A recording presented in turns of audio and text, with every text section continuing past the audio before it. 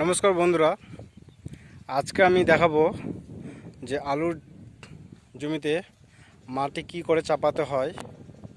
এটা আমার দ্বিতীয়বার মাটি চাপানো যাবে।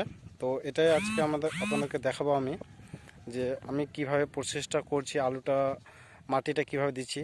তো আপনারা দেখছেন যে মাটি অবস্থা, মাটি বসে গেছে জল দেওয়ার পর।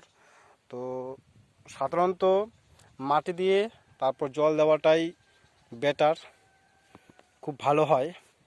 আর আগে জল দিলে যে মাটিটা বসে যায় অনেক, তো মাটি বসে গেলে আলু ফলনটা অনেক কমে যায়।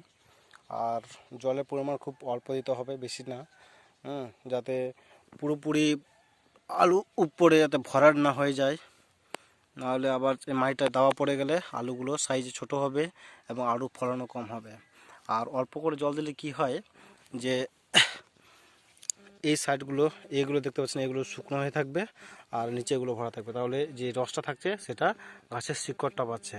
আমার কিন্তু এই গাছটা কিন্তু এটা আমার দরকার নাই, যে এর মেন যে শিকড়গুলো আছে সেগুলো যাতে জল পায়, তার জন্য ব্যবস্থা করতে হবে কি, অল্প অল্প করে জল দিতে হবে তাহলে। আর আপনাদেরকে আরেকটা কথা বলে রাখি, যখন আলু আপনারা মাটি দেবেন, যতটা পারেন বেশি করে আলুর ঢিপিটা যেটা আছে সেটা বড় করে বানানোর চেষ্টা করবেন, আর একটু চওড়া করবেন। কেননা আলু অনেক সময় বেরিয়ে যায়, বেরিয়ে গেলে কি হয়, সবুজ কালার হয়ে যায়।